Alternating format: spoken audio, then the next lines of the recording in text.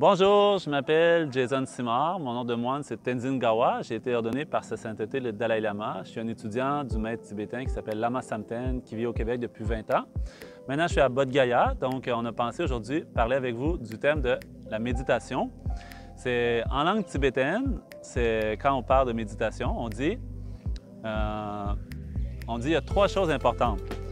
En tibétain, on dit Te Sam Gom. Te Sam Gom, en langue tibétaine. Te, ça veut dire écouter. Sam, ça veut dire réfléchir. Gom, ça veut dire méditer. Donc, il y a une expression tibétaine qui dit les grands méditants qui veulent méditer sans écoute et réflexion préalable, c'est comme ceux qui veulent escalader une falaise privés de doigts, privés de mains.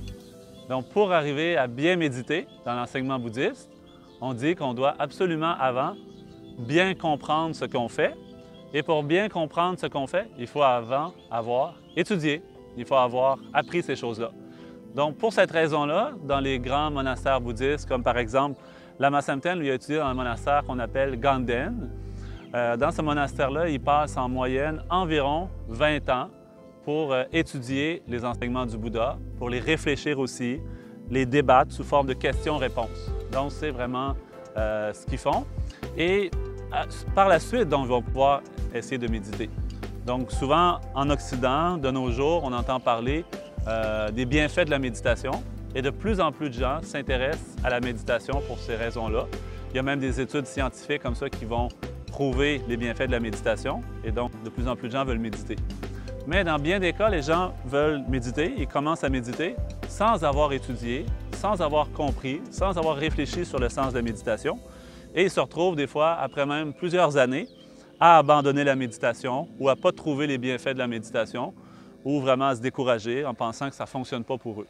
Mais dans l'enseignement bouddhiste, en fait, le plus important, c'est avant de commencer à méditer, de s'informer, de s'éduquer, d'apprendre, de lire, d'écouter.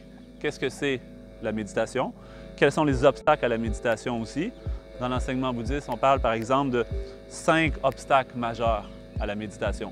Entre autres, la paresse, entre autres, l'oubli, notre esprit qui est trop agité, notre esprit qui est trop relâché dans la léthargie, etc. Donc, en connaissant bien ces obstacles-là, en étant conscient de ce qui se passe dans notre esprit, avec la pleine conscience et la vigilance, on est capable ensuite aussi de reconnaître c'est quoi ces obstacles-là. Et parce qu'on a étudié justement, on va savoir quelle sorte d'antidote pour être capable de nous libérer de ces obstacles-là.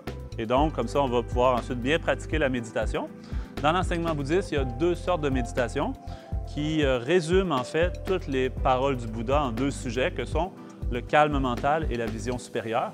Donc, ce qu'on cherche à atteindre, premièrement, c'est un état de bien-être intérieur qui est une pacification de l'esprit qu'on appelle le calme mental.